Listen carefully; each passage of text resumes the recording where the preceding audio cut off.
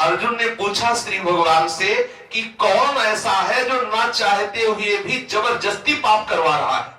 हम चाह नहीं रहे, लेकिन ना चाहते हुए भी जबरदस्ती जो अपराध करवा रहा है, पाप करवा रहा है। उन लोग कह देते कि हमें पता भी नहीं चलता हमसे ऐसा कैसे हो गया, हम चाहते नहीं थे फिर भी हो गया, हम जानते ये गलत हुआ लेकिन फिर भी हो गया, तो ये कौन है जो आपसे जबरदस्ती करवा रहा है। तो श्री भगवान ने कहा वो काम रूपी दुश्मन है, काम। इसी जन्म में परमानंद का अनुभव करना चाहते हैं तो इस नित्य वैरी काम को मारे। अब पता चला कि दुश्मन काम इसको मारना है, तो अब इसको मारा कैसे जा सकता है, ये रहता कहां है। दो बातें, दुश्मन तो समझ में आ गया कि अब हमारा परमानंद में निमग्न होने में बाधक शत्रु है काम, नित्य वैरी ना है।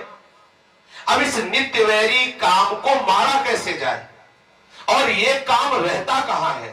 तो श्री भगवान कह रहे इंद्रियाणि मनोबुद्धि रस्याधिष्ठान मुच्यते एतैर्विमोहयत्येष ज्ञानमावृत्य देहिनम्।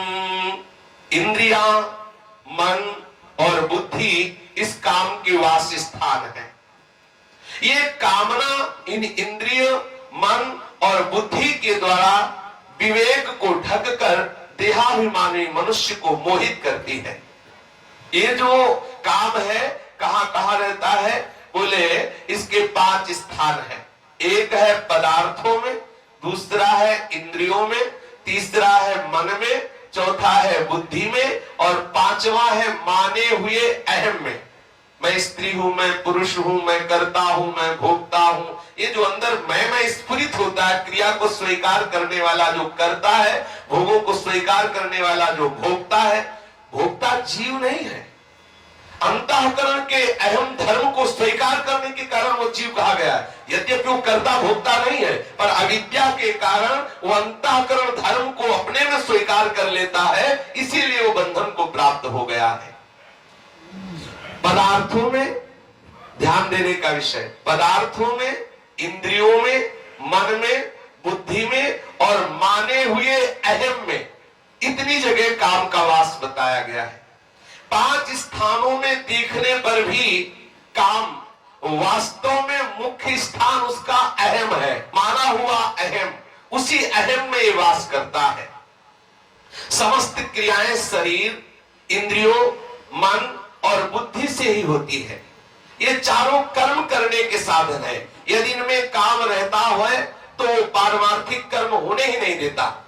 मुख्यस्तु समस्त क्रिया शरीर से, इंद्रियों से, मन और बुद्धि से होती है।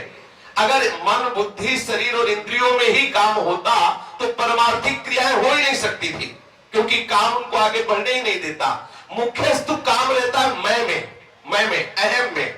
जो शरीर को मैं स्वीकार किए हुए हैं, जो अपने को भोक्ता मान रहे हैं, जो कर्ता मान रहे हैं, उसी में कामना होती है।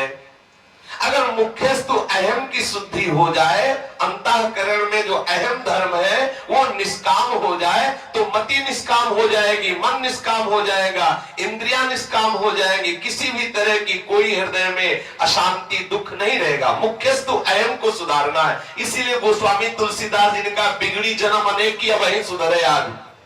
मुख्य बात समझिए, और इसीलिए कहा कि बिगड़ी जन्म अनेक की अब ही सुधरे आज, अभी इसी क्षण सुधर सकती। क्या बोले, हो राम को जो तुमने अपने को शरीर का और संसार का मान रखा है, इसको अभी हटाओ। अभी आप अपने इष्ट को स्वीकार करो कि हे नाथ, जैसा भी मैं हूं आपका हूं। जैसे प्रभु कहते ममई वांसो, तू मेरा है, तो आप बोलो श्री कृष्ण मेरे हैं, मैं श्री कृष्ण का हूं। जगत में कामना ही एकमात्र बंधन है, दूसरा कोई बंधन नहीं है। बहुत सुंदर बात कह रहे काम बंधन में वही कम नान्यदस्ति है बंधनम। ये चाहिए, ये बात आते ही अंतःकरण में इतना क्लेश उत्पन्न हो जाएगा जो सहज आनंद स्वरूप में ढक जाएगा। हमें ये चाहिए, हमें ऐसी स्थिति चाहिए, ऐसा पदार्थ चाहिए, ऐसा व्यक्ति चाहिए, ऐसा वातावरण चाहिए। जिसको कुछ चाहिए वो भी प्रभु की चाह से युक्त नहीं हुआ, जिसे प्रभु चाहिए उसे और कुछ नहीं चाहिए। जाहि न चाहिए कबहु कछु, तो तुम सन सहज सने, बसो निरंतर तासुर सोराउर निजगे। कोई दूसरा बंधन नहीं। आप जिस बंधन से छूटने के लिए संत समागम कर रहे हैं, साधना कर रहे हैं, तपस्या कर रहे हैं, शास्त्र स्वाध्याय कर रहे हैं, दान पुण्य कर रहे हैं, ठाकुर उपासना कर रहे हैं, वो बंधन कौन है? बोले काम, कामना। कामना का त्याग करने के लिए ही आप साधना कर रहे हैं, निष्काम होने के लिए। अगर हमारे हृदय में संसार की मान प्रतिष्ठा की, सुख भोग की, लोक परलोक की कोई भी कामना है तो अभी हमारी साधना ठीक नहीं है। थोड़ी सी भी साधना होने पर ब्रह्मादिक के भोग सब विषम लागत ताहि, नारायण ब्रज चंद की लगन लगी है जाए। यदि प्रभु की प्राप्ति या परमानंद का अनुभव करना चाहते हैं तो इतना समझ ले कि साधना किसके लिए हो रही? बोले कामना का त्याग करने के लिए साधना हो रही। कामना के सिवा दूसरा कोई बंधन नहीं है। आप हृदय में देखिए कि आपके हृदय में कितनी कामना प्रकट हो रही। काम बंधन मुक्तो ही ब्रह्म भूयाय कल्पते। जिसके हृदय में कामना प्रकट होना बंद हो गई वो ब्रह्म स्वरूप हो जाता है, उसे अपने ब्रह्म स्वरूप का अनुभव हो जाता है, वो ब्रह्म भाव का तत्काल अनुभव कर लेता है। भगवत भाव में, ब्रह्म भाव में सबसे बड़ी बाधक बात क्या है? कामना।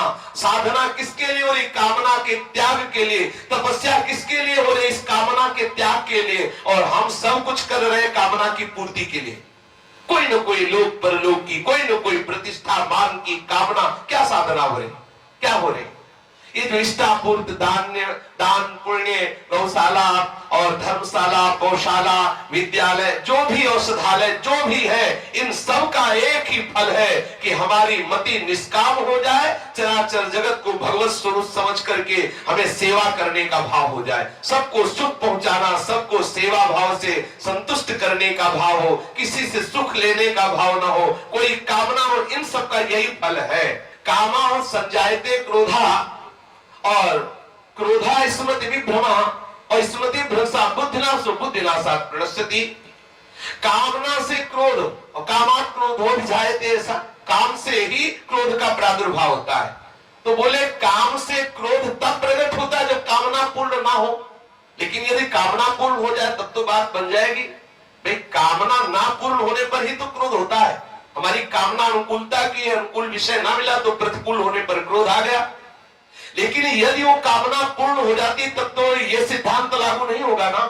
कामा संजायते क्रोधा, क्रोधा स्मृति विभ्रमा, स्मृति भ्रंशात् बुद्धिनाशो बुद्धिनाशात् प्रणश्यति।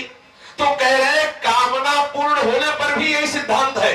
क्या सिद्धांत? बोले रागात् कामा प्रभवति, कामा लोभो विजायते, लोभात् भवति सम्मोहा, सम्मोहात् स्मृति विभ्रमा, और स्मृति भ्रंशात् बुद्धिनाशो बुद्धिनाशात् प्रणश्यति।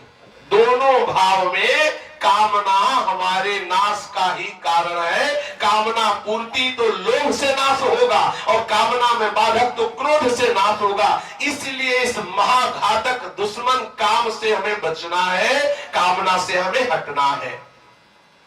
कामना उत्पन्न होने पर सबसे पहले इंद्रियों से भोग भोगने की कामना होती है। पहले तो भोग पदार्थ मिलते नहीं, और मिल भी जाए तो सदैव पास रहते नहीं, इसलिए उन्हें किसी तरह प्राप्त करने के लिए वो मन में तरह तरह की कामनाएं करता है। बुद्धि में उन्हें प्राप्त करने के लिए तरह तरह के उपाय सोचता है। इस प्रकार कामना पहले इंद्रियों को संयोगजन सुख के प्रलोभन में लगाती है। कामना प्रकट हुई, इंद्रियों में चंचलता हुई, और भोग जिस भाव की कामना है, जिस शब्द स्पर्श रूप रसगंध की कामना है, उसके लिए इंद्रियां चंचल हो गई, संयोगजन सुख के प्रलोभन में लग गई इंद्रियां। बोले गुलाब जामुन, आहा, बात आते ही रसेंद्री में पानी आ गया।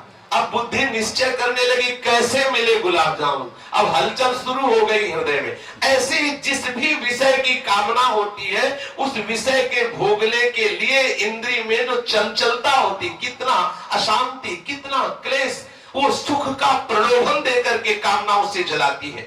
फिर इंद्रियां मन को अपनी ओर खींचती है, और उसके बाद इंद्रिय और मन मिलकर के बुद्धि को अपनी ओर खींचते हैं।